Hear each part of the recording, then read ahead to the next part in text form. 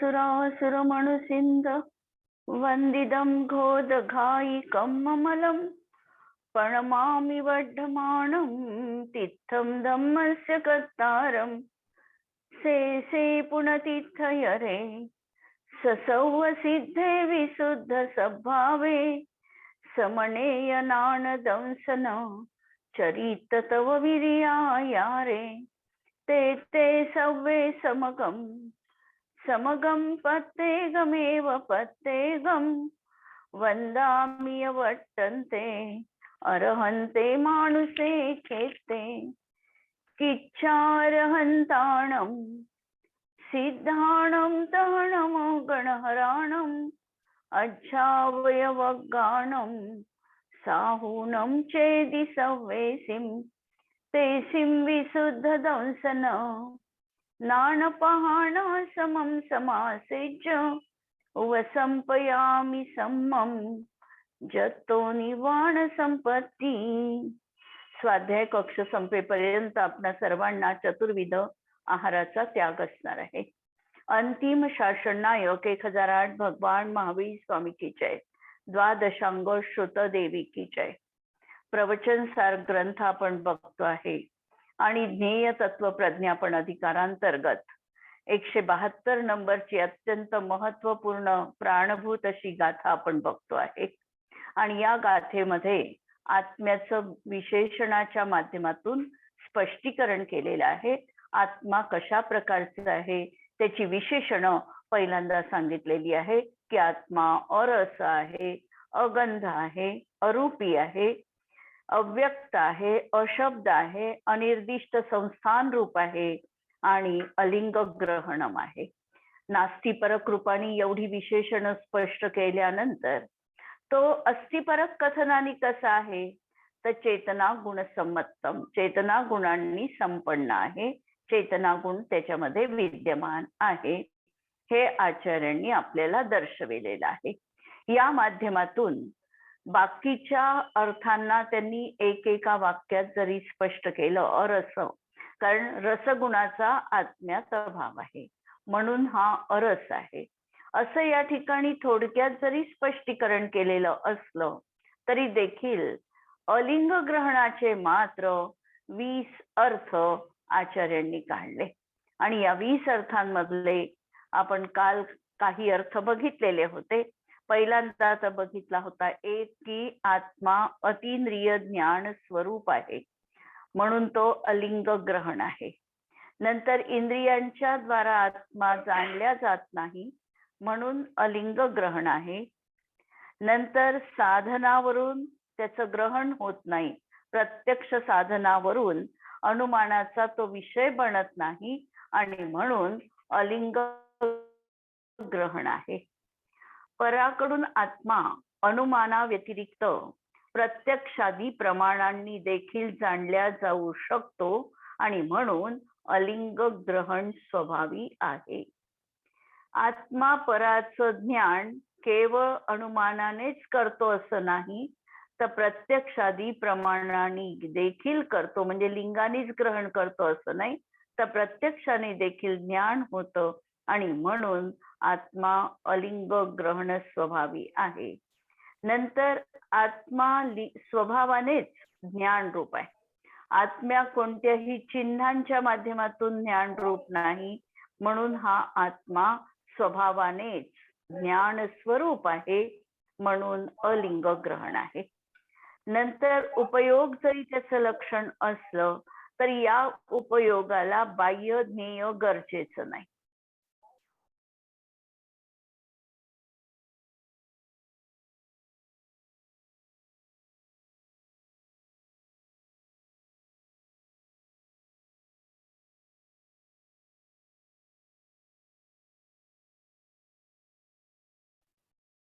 नाही ना, म्यूट झाला होता आपोआपच।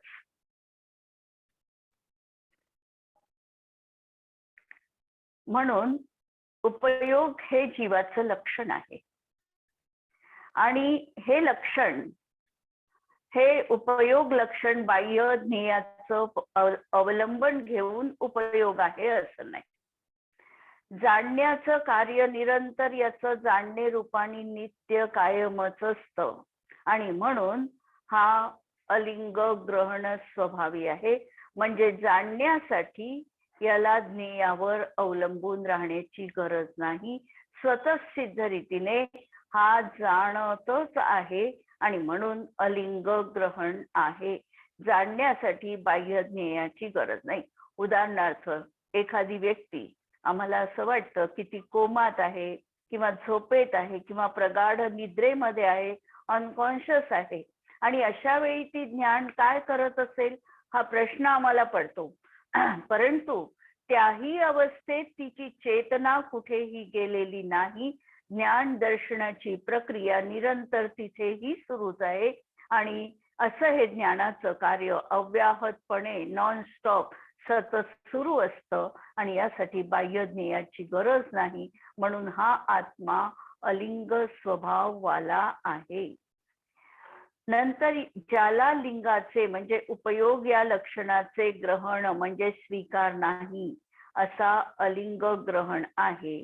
म्हणजे हा जो उपयोग आहे हा उपयोग बाहेरून त्याला कुठूनही आणावा लागत नाही. जसं सांख्यांनी ज्याप्रमाणे मांडलं की हे जे ज्ञान आहे हे ज्ञान पूर्वी जीवाजवळ नव्हतं आणि समवाय संबंध होऊन जीवाजवळ ज्ञानाची प्राप्ती झाली. अशा तऱ्हेने सांख्यांनी जे मत मांडलं त्याचं खंडन म्हणून या ठिकाणी सांगितलं की असं ज्ञान हे बाहेरून आलेलं नाही. आत्मा आणि ज्ञान यांचा नित्य तादात्म्य संबंध आहे. आत्म्याजवळ निरंतर ज्ञान विद्यमान आहे. म्हणून आठव्या तऱ्हेने त्याचं पहा. टीकेमधले शब्द आपण पाहूया. ज्याला लिंगाचे म्हणजे उपयोग या लक्षणाचे ग्रहण म्हणजे स्वीकार नाही असा अलिंग ग्रहण हा आत्मा आहे. अर्थात त्याला अन्यत्र कोठून तरी आणून उपयोगाचा स्वीकार करावा लागतो असे नाही. उपयोग चैतन्याची परिणती ही त्याची स्वतःसिद्ध रीतीने त्याच्या जवळ विद्यमान आहे आणि उपयोग त्याचा बाहेरून आलेला नाही. हा नित्य त्याच्याशी तादात्म्य रूपाने संबंधित आहे. एक क्षणही हा उपयोग निघून जाणारा नाही. तो स्वभावतः अनादी कालापासून उपयोगमय आहे. द्रव्य संग्रहामध्ये नेमिचंद सिद्धांत देव जीवाला 9 अधिकारामध्ये कथन करताना सांगतात की जीव हा जीवो उवो ओ गमो अमुत्ती कत्ता सदेह परिमाणो भोत्ता संसारस्थो सिद्धो सो विससो धगई. तर हा जीव जीवन जगणार आहे जीवो. नंतर उपयोगमयी आहे म्हणजे हा उपयोग जीवाशी नित्य तादात्म्य रूपाचा असणार आहे. हा बाहेरून कुठूनही न आणण्यायोग्य असा ज्ञानमय भाव जीवात नित्य विद्यमान आहे. नंतर 9 लक्षण किंवा 9व्या तऱ्हेने बोलानी सिद्धी करताना सांगितली की ज्याच्या लिंगाचे उपयोग नामक लक्षणाचे पराकरवी हरण होत नाही असा अलिंग ग्रहण आहे. आता हो उपयोग आहे. उपयोग आणि आत्मा यांचा नित्य तादात्म्य संबंध आहे. मग उपयोगाचं कधीतरी हरण होऊ शकेल का? ज्याच्याशी तादात्म्य संबंध आहे त्याचा कधीही विरह जीवनात होत नाही. जर उपयोगाचा आणि आत्म्याचा तादात्म्य संबंध आहे तर उपयोग कधीही कोणत्याही पर्यायी कोणत्याही अवस्थेत आत्म्याजवळ निघून जाणार नाही. मग तो क्षुद्रातला क्षुद्र भव नित्य निगोदीचा लब्ध पर्याप्तक जीवाचा असेल तरीही त्या एका श्वासाच्या 18व्या भागात म्हणजे सेकंदाच्या 24व्या भागामध्ये देखील तो जीव उपयोगमयीच आहे आणि केवळ ज्ञानी झाल्यानंतर सुद्धा नित्य उपयोगमयीच असणार आहे. त्याचा उपयोग कुठेही कधीही जाऊ शकत नाही. एक क्षणाचा विरह देखील उपयोगाशी संभवनीय नाही. म्हणून याचं पराकरवी ग्रहण केलं जात नाही. यावरून आत्म्याचे ज्ञान अहार्य आहे म्हणजे इतरांकडून हरण करून घेऊ शकत नाही. जसं ज्ञानाच्या बाबतीत म्हटल्या जातं, न चौरहारम न च राजहार्यम न भातृभाज्यम न च भारकारी वे कृते वर्धते एव नित्यम विद्याधनम सर्वधन प्रधानम. की न चौरहारम, चोरी केल्या जाऊ शकत नाही, राजाकडवी हरण केल्या जाऊ शकत नाही, भ्रांता म्हणजे भावाभावामध्ये ज्याची विभागणी होऊ शकत नाही, अशा तऱ्हेचं हे ज्ञानधन आत्म्याचं आहे.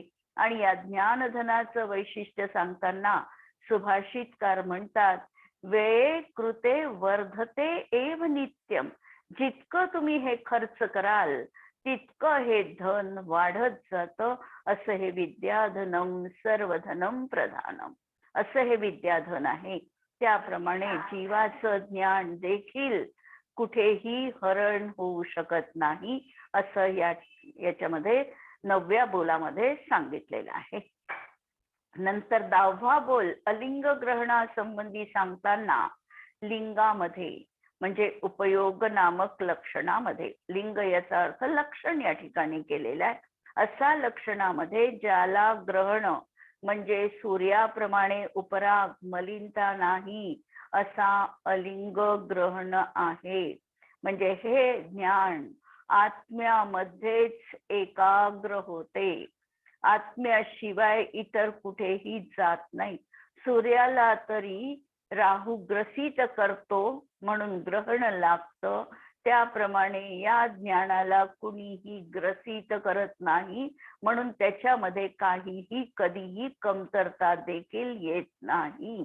आणि असं हे ज्ञान म्हणून त्याला म्हटलं की निरुपराग शुद्धोपयोग स्वभावी आहे, असा भाव या ठिकाणी प्रगट केलेला आहे.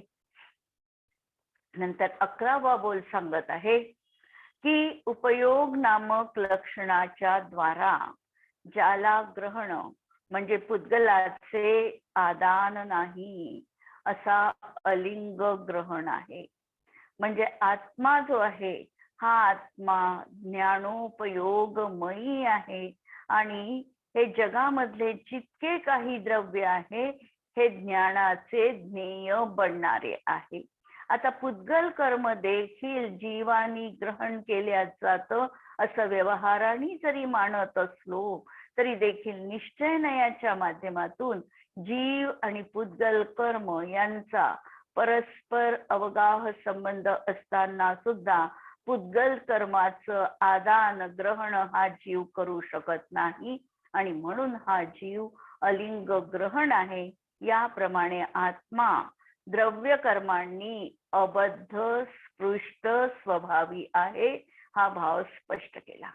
समयसार मध्ये आत्म्याच्या विशेषता 5 तऱ्हेनी सांगितल्या. अबद्ध स्पृष्ट ही त्याच्यामधली पहिली विशेषता सांगितली की हा आत्मा द्रव्य कर्मांनी सहित व्यवहारामध्ये दिसत असला तरी निश्चयाने बघितला असताना हा आत्मा द्रव्य कर्मांनी रहित आहे. त्याचा द्रव्य कर्माचा आणि आत्म्याचा स्पर्श देखील त्या ठिकाणी स्वभाव अपेक्षेने बघितलं तर झालेला नाही. त्यांनी त्या ठिकाणी उदाहरण दिलेलं आहे कमलिनी पत्राचं. ज्याप्रमाणे कमलिनी पत्र पाण्यावर तरंगत असताना त्याच्या संयुक्त दशेकडे बघितलं असताना कमलपत्रावर पाणी आहे किंवा कमलपत्र पाण्यात आहे असं व्यवहार नयानी म्हटल्या जातो. पण निश्चय नयानी बघितलं तर कमलपत्रामध्ये पाण्याचा एक बूंद देखील समाविष्ट होऊ शकत नाही. कमलपत्र पाण्यापासून निर्लेप स्वभावी आहे. त्याप्रमाणे आत्मा देखील कर्मानी संयुक्त दिसत असताना सुद्धा कमलपत्राप्रमाणे द्रव्य कर्माचा आत्म्याशी संबंध होऊ शकत नाही असा हा निर्लेप स्वभावी आहे आणि म्हणून हा अलिंग ग्रहण स्वभाव रूप आहे. 12व्या याच्यामध्ये स्पष्टीकरण करताना सांगतात, ज्याला लिंगाकर्मी म्हणजे इंद्रियांकर्मी ग्रहण म्हणजे विषयांचा उपभोग नाही असा अलिंग ग्रहण आहे. आत्मा कुणाचा भोग घेऊ शकतो आणि कुणाचा भोगता होऊ शकत नाही. व्यवहाराने हा सुखदुःखाचा भोगता अशुद्ध निश्चयने म्हटलेला आहे. असद्भूत उपचरित व्यवहार नयानी हा परवस्तूंचा भोगता आहे असं व्यवहारात म्हटलं जातं. लक्षात घ्या शब्द उपचरित असद्भूत व्यवहार नयानी हा परवस्तूंचा भोग घेतो. उदाहरणार्थ साडी कोणी नेसली तर मी साडी नेसली याचा अर्थ की मीचा वाच्य आत्मा आत्मा आणि साडीचा भोग घेतो आहे. हे कथन जे केल्या गेलं हे उपचरित असद्भूत व्यवहार नयाचं कथन आहे. मी श्रीखंड खाल्लं याच्यामध्ये हेही कथन उपचरित असद्भूत व्यवहार नयाचं कथन आहे. नंतर अशुद्ध निश्चयने जर बघितलं तर या पदार्थाच्या माध्यमातून जे सुखदुःखाचं वेदन केल्या गेलं त्या सुखदुःखाचा हा जीव भोगता आहे. अशुद्ध निश्चयने म्हणेल की पराचा हा भोग घेऊ शकत नाही. यांनी फक्त त्या परद्रव्याचा संयोग असताना जो काही सुख किंवा दुःख रूप परिणाम झाला त्याचा जीवनात भोग घेतलेला आहे. परंतु शुद्ध निश्चयने जर बघितला तर त्याही समयामध्ये जीवानी केवळ शुद्ध परिणतीचा शुद्ध ज्ञानाचाच भोग घेतलेला आहे. आत्माचा आत्मा पराचा भोग घेण्यास अकिंचित कर आहे. पराचा हा भोग घेऊ शकत नाही. विषयांचा हा भोगता होऊ शकत नाही. म्हणून लिंगाकरवी म्हणजे इंद्रियाकरवी ग्रहण म्हणजे विषयांचा उपभोग नाही. म्हणून हा विषयांना देखील भोगू शकत नाही. भोगलं कुणी भोगलं? पुद्गलाचा भोग पुद्गलामध्ये आहे पण तो जीव सहित अवस्था असताना अशुद्ध निश्चयने जीवात आहे असं दिसत आहे. अशा तऱ्हेचा हा व्यवहार समजून घेऊन आत्म्याचा अलिंग स्वभाव अलिंग ग्रहण स्वभाव हा या 12व्या नंबरच्या बोलात सांगितलेला आहे की आत्म्याला विषयांच्या उपभोक्तेपणाचा अभाव आहे. 13वी ज्याला लिंगात्मक इंद्रियादी लक्षण द्वारा ग्रहण म्हणजे जीविताला धारण करणे ज्याचे काम आहे तो अलिंग ग्रहण. यावरून आत्मा शुक्र आणि रज यांच्या संयोगाने होणारा नाही. व्यक्ती गर्भात आली तर आम्ही हे मानतो की शुक्र आणि रज धातू त्या ठिकाणी एकत्रित येऊन गर्भधारण झालेला आहे.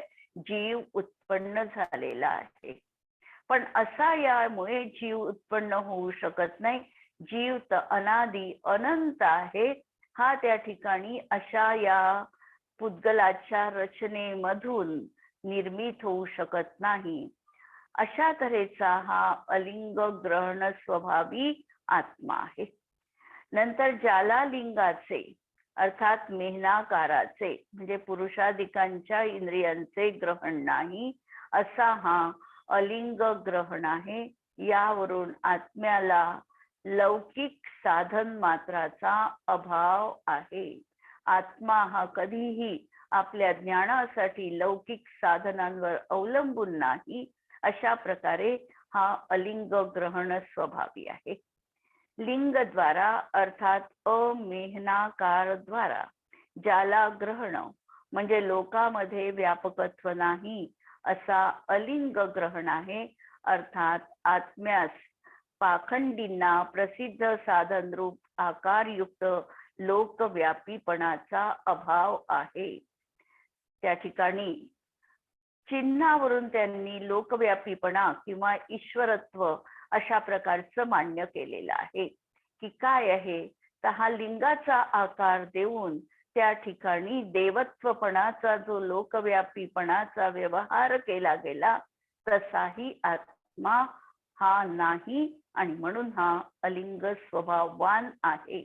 14व्या बोलामध्ये हे स्पष्ट केलं. नंतर 16व्या बोलामध्ये सांगतात ज्याला लिंगाचे म्हणजे स्त्री पुरुष नपुंसक वेदाचे ग्रहण नाही असा अलिंग ग्रहण आहे. निश्चयाने जर बघितलं तर आत्म्याला लिंग नाही चिन्ह नाही. 9व्या गुणस्थानवरती अवेद भागामध्ये वेद कषायाचा देखील अभाव होऊन आत्मा अवेदी बनतो. जरी 9व्या गुणस्थानापर्यंत कोणता ना कोणता भाव वेद आणि द्रव्य वेद देखील जीवनात असणार आहे, तर अशा प्रकारे वेद असणार जरी असला तरी ती व्यवहाराची भाषा आहे. निश्चयाने पाहिलं आत्मा हा असा वेदवाला देखील नाही, म्हणून त्याचा स्वभाव अवेद आहे. म्हणून लिंगाद्वारा आत्म्या जाणल्या जात नाही, म्हणून तो अलिंग स्वभावी असा आहे. अर्थात आत्म्याला स्त्री पुरुष नपुंसक अशा 3 द्रव्यवेदांचा आणि भाववेदांचा अभाव आहे. 17व्या बोलामध्ये स्पष्ट करतात की ज्याला लिंगाचे अर्थात धर्मध्वजाचे धर्मचिन्हांचे ग्रहण नाही असा अलिंग ग्रहण आहे. व्यवहारामध्ये मुनिपद धारण केल्याशिवाय मुक्ती नाही. मुनिपद धारण करणं हे मुक्तीचं एक प्रमुख साधन, बाह्य साधन त्या ठिकाणी मांडलेलं आहे. परंतु आत्म्याला मात्र ते पाहिलं तर अशाही तऱ्हेच्या मुनिलिंगाचा देखील अभाव आहे. जरी त्या ठिकाणी द्रव्य पुरुष वेदवालाच मुनी बनण्यासाठी समर्थ आहे. भावानी तो कोणताही वेदवाला असू शकतो. तो नपुंसक वेदवाला जरी असला तरी देखील बाह्यतः द्रव्य पुरुष वेदीच मुनिपदाचा धारक आहे आणि निर्ग्रंथ अवस्था धारण केल्याशिवाय मुक्तिपदाची प्राप्ती देखील नाही. हेही सत्य असलं तरी देखील हा लिंगपणा धारण करणं मुनिवेश हा बाह्य आहे आणि अंतरंगामध्ये जेव्हा कषायांची निवृत्ती होते, 12 कषायांचा अनुदय असतो, याच माध्यमातून आणि पुढे संज्वलनचा देखील अभाव होऊन यथाख्या चारित्र्याची प्राप्ती होते, तेव्हाच मुक्तिपदाची प्राप्ती होते. अशा तऱ्हेचं हे धर्मध्वजाचं चिन्ह असलं तरी देखील ते म्हणजे केवळ मुक्तीचं कारण एक असलं तरी देखील त्या ठिकाणी बाह्य व्याप्ती आहे, त्या ठिकाणी अंतरंग व्याप्ती नाही. म्हणजे जिथे जिथे मुनिपद आहे तिथे तिथे मुक्ती आहेच असं नाही. पण जो मुक्तीला जाणारा आहे त्याला मात्र निर्ग्रंथपणा असणं नितांत गरजेचं आहे. असं हे त्या ठिकाणी बाह्य व्याप्ती किंवा विषम व्याप्ती घटित आहे आणि म्हणून आत्मा अलिंग ग्रहण स्वभाववान आहे. 18व्या बोलामध्ये सांगतात लिंग अर्थात गुणरूप ग्रहण म्हणजेच अर्थावबोध म्हणजेच पदार्थांचं ज्ञान ज्याला नाही असा अलिंग ग्रहण आहे. यावरून आत्मा गुणविशेषांनी अनालिंगित शुद्ध द्रव्य आहे असा भाव स्पष्ट होतो. अत्यंत बारीक असणारा हा भेद 18 नंबरचा या ठिकाणी सांगितलेला आहे की आत्म्यात गुणता आहे, पण आत्मा गुणभेदांच्या अतीत आहे. आत्म्यात ज्ञान गुण आहे, दर्शन गुण आहे, चारित्र्य गुण आहे. गुणता आत्म्यामध्ये असणार आहे, पण आत्मा गुणभेदांच्या अतीत आहे. याचा अर्थ अखंडता आहे. आत्मा वस्तू आहे आणि अनंत गुणांचा तो पिंड आहे. तो केवळ एक गुणवालाच आहे असं नाही. अभेद आत्मा गुणांच्या भेदांना स्पर्श करत नाही. म्हणून गुणविशेषांनी अनालिंगित आहे याचा अर्थ गुण आत्म्यात जरूर आहे, पण गुणांच्या भेदांना आत्मा स्पर्श करणारा नाही. म्हणजे हा आत्मा गुणभेदांच्या अतीत असा अखंड स्वभावी बघायचा आहे. गुणगुणीच्या भेदाला अभेद आत्मा स्वीकार करत नाही. आत्मा त्रिकाली गुणांचा पिंड आहे. तो सामान्य आहे आणि विशेषही आहे. सामान्य सामान्यात आहे, विशेष विशेषात आहे. अशी गुणभेद रहित अशी आत्मतत्वाची श्रद्धा या 18व्या बोलाच्या अनुषंगाने आत्मतत्वाची करायची आहे. अत्यंत महत्वपूर्ण हा 18 नंबरचा विषय या ठिकाणी दिलेला आहे. की जो समयसार मध्ये येणाऱ्या परमपारिणामिक भावाचा सूचक असणारा विषय आहे. तिथेही सांगितलं की आत्मा गुणभेदांनी आणि पर्याय भेदांनी अतीत आहे. गुणभेदांनी अतीत आहे याचा अर्थ आत्म्यात गुण तर अनंत असणार आहे, पण त्या भेदांना पृथक पृथक न बघता, ज्ञान गुण आहे, दर्शन गुण आहे असं न बघता एक अखंड चैतन्य रूपाने अनुभूत करायचं आहे. पर्यायींची प्रवाह मालिका म्हणजे द्रव्य असणार आहे, पण त्या प्रवाह मालिकेला पृथक पृथक न बघता एक सामान्य रूपाने संग्रहित करून अभेद विवक्षा लक्षात घ्यायची आहे. ही दृष्टी या 18व्या बोलामध्ये आचार्यांना स्पष्ट केलेली आहे. म्हणजे समयसारचं सूचक असणारं या ठिकाणी आचार्यांनी सुतोवाच केलेलं आहे. म्हणून असं म्हटलं जातं की समयसार वाचण्याच्या आधी प्रवचन साराचं सांदोपाद्य अध्ययन होणं अत्यंत गरजेचं असणार आहे. नंतर 19व्या बोलामध्ये सांगतात, लिंग म्हणजे पर्याय रूप ग्रहण, अर्थात अर्थावबोध विशेष. तिथे अर्थावबोध सामान्य घेतलं होतं, पदार्थाचं ज्ञान घेतलं होतं. इथे पदार्थ ज्ञानाचा विशेष घेतला म्हणजे पर्याय पाहिली. तिथे गुणभेद बघितला, याच्यामध्ये पर्याय भेद बघितली. ज्याला नाही असा हा अलिंग ग्रहण आहे. त्यामुळे हा आत्मा पर्याय विशेषांनी अनालिंगित शुद्ध द्रव्य आहे हा भाव प्रकट होतो. म्हणजे आत्म्यामध्ये गुणभेद नाही हे 18व्या याच्यामध्ये सांगितलं. आत्म्यामध्ये पर्याय भेद देखील बघायचा नाही, अखंडता बघायची आहे, हे 19 नंबरच्या बोलामध्ये सांगितलं. आणि सांगितलं की द्रव्य केवळ पर्याय मात्र नाही. जी आम्ही आता समजा आता आमची मनुष्य पर्याय आहे, मग एवढंच आमचं आत्मद्रव्य आहे का? तर एवढंच आमचं आत्मद्रव्य नाही. आत्मद्रव्य तर अनादि अनंत आहे. आणि असं असताना या पर्याय रूपाकडे लक्ष केंद्रित करणं हे आम्हाला संयुक्तिक नाही. म्हणून पर्यायावरचं लक्ष सोडवून आत्म्याला त्रिकाली ध्रुव तत्वामध्ये स्थिर करण्यासाठी या 2 बाबी या ठिकाणी स्पष्ट केल्या. गुणभेदाच्या अतीत पहा आणि पर्याय भेदाच्या देखील अतीत बघा. आणि शेवटचं 20वं बोल, लिंग म्हणजे प्रत्यभिज्ञानाच्या हेतूचे ग्रहण, अर्थात अर्थावबोध सामान्य ज्याला नाही असा अलिंग ग्रहण आहे.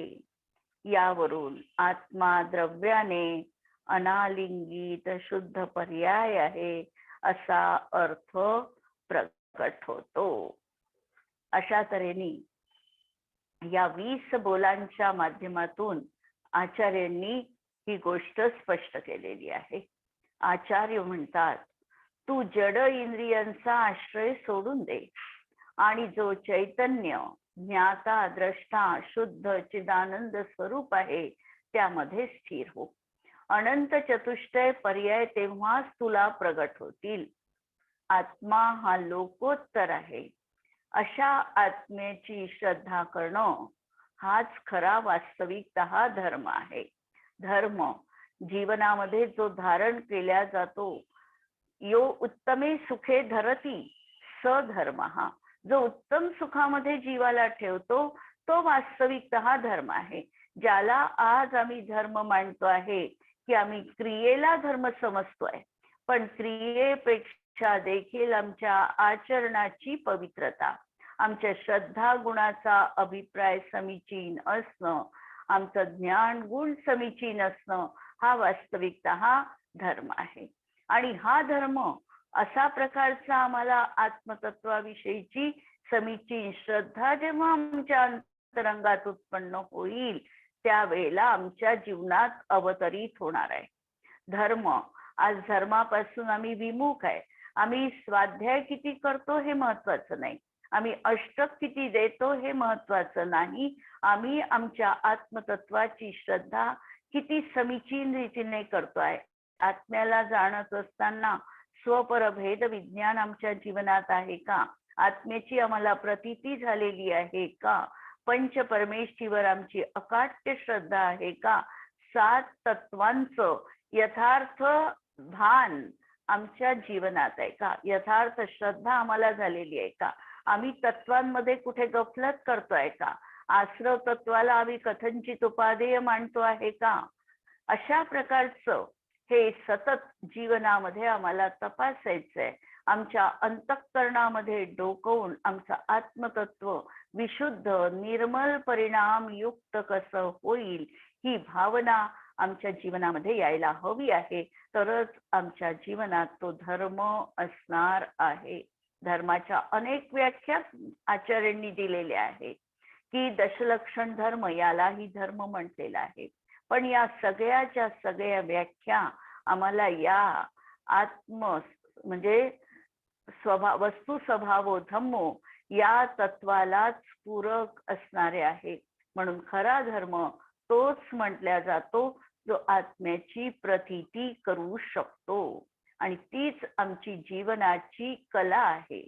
आणि तीच खरी वास्तविकतः सुखाची मास्टर की आम्हाला उपलब्ध असणार आहे.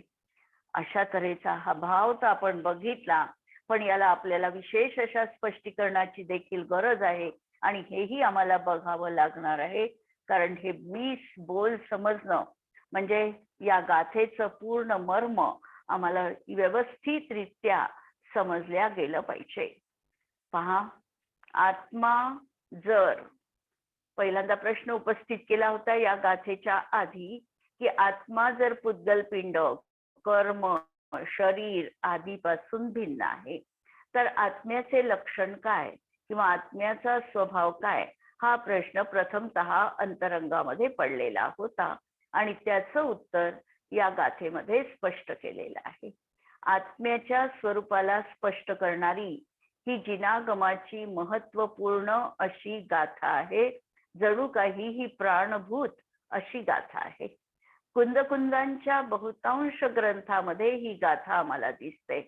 समयसार मध्ये 49 नंबरची गाथा, नियमसार मध्ये 46 नंबरची गाथा, पंचास्तिकामध्ये 127वी गाथा आणि अष्टपाहुड मध्ये ही 64वी गाथा आहे. आणि प्रवचनसार मध्ये ही 172 नंबरची गाथा आली आहे. म्हणजे त्यांच्या पंचपरमागमामध्ये ही गाथा आम्हाला 5ही ग्रंथांमध्ये आढळून येते. या गाथेमध्ये अरस, अरूप, अगंध, अव्यक्त, अशब्द, अनिर्दिष्ट संस्थान, अलिंग ग्रहण आणि चेतना गुणयुक्त या 8 विशेषांनी आत्म्याचं स्वरूप स्पष्ट केलेलं आहे. आचार्य अमृतचंद्र सुरींनी कुंद कुंद त्रयींवर महत्वपूर्ण टीका लिहिली. समयसारच्या आत्मख्याती टीकेत अरस, अरूप, अगंध, अव्यक्त आणि अशब्द यांच्या व्याख्येवर त्यांनी अधिक भर दिलेला आपल्याला दिसतो. आणि प्रत्येकाचे 6 अर्थ काढलेले आहे. अनिर्दिष्ट संस्थांचे देखील 4 अर्थ त्या ठिकाणी त्यांनी काढले. आणि अलिंग ग्रहणाचा एकच सामान्य अर्थ दिला की जो अनुमानानेच केवळ ज्ञात होत नाही, म्हणून अलिंग ग्रहण आहे. हा एकच अर्थ त्यांनी समयसार मध्ये दिला. आणि प्रवचनसारच्या तत्वप्रदीपिकामध्ये मात्र अरसादी विशेषणांना केवळ एकाच अर्थाने प्रतिपादन केलं. मात्र अलिंग ग्रहणाचे 20 अर्थ या गाथेमध्ये सांगितलेले आहे. आणि हे सगळं कथन जे आहे ते अत्यंत अद्भुत, सखोल अशा तऱ्हेचं कथन आम्हाला दिसतं. मूळ गाथेमध्ये स्पर्श गुणाचा निषेध करणारा कोणताही शब्द आलेला नाही, पण आत्मख्यातीमध्ये त्याचेही 6 अर्थ सांगितले. जरी स्पर्श शब्द वापरला नाही तरी स्पर्श गुणाला देखील 6 तऱ्हेंनी, जसं रसगुणाला निषेधपरक सांगितलं तसं स्पर्श गुणालाही 6 तऱ्हेंनी त्यांनी तिथे निषेधपरक कथन केलं. पण प्रवचनसारच्या तत्वप्रदीपिकामध्ये मात्र अव्यक्त शब्दाचा अर्थ अस्पर्श असा केला आहे. आत्मा हा पुद्गल आणि अपुद्गल म्हणजे धर्म अधर्म आकाश काल या सर्व अजीव द्रव्यांपासून भिन्न आहे आणि त्या चेतना हा लक्षण रूप गुण आहे. अलिंग ग्रहणाचे 20 अर्थ जे सांगितले ते आपण परत विशेष स्पष्टीकरणाने उद्याच्या याच्यामध्ये परत आपण बघणार आहोत. आज आपण या ठिकाणी थांबूया. जिनवाणी के ज्ञान ते सूझे लोकालो, सो जिनवाणी मस्तक नमो सदा देत हूँ घो. नमो अरिहंताणम नमो सिद्धाणम नमो आयर्याणम नमो उज्जयाणम नमो लोये सवसाहुणम. सर्वांना जय जिनेंद्र.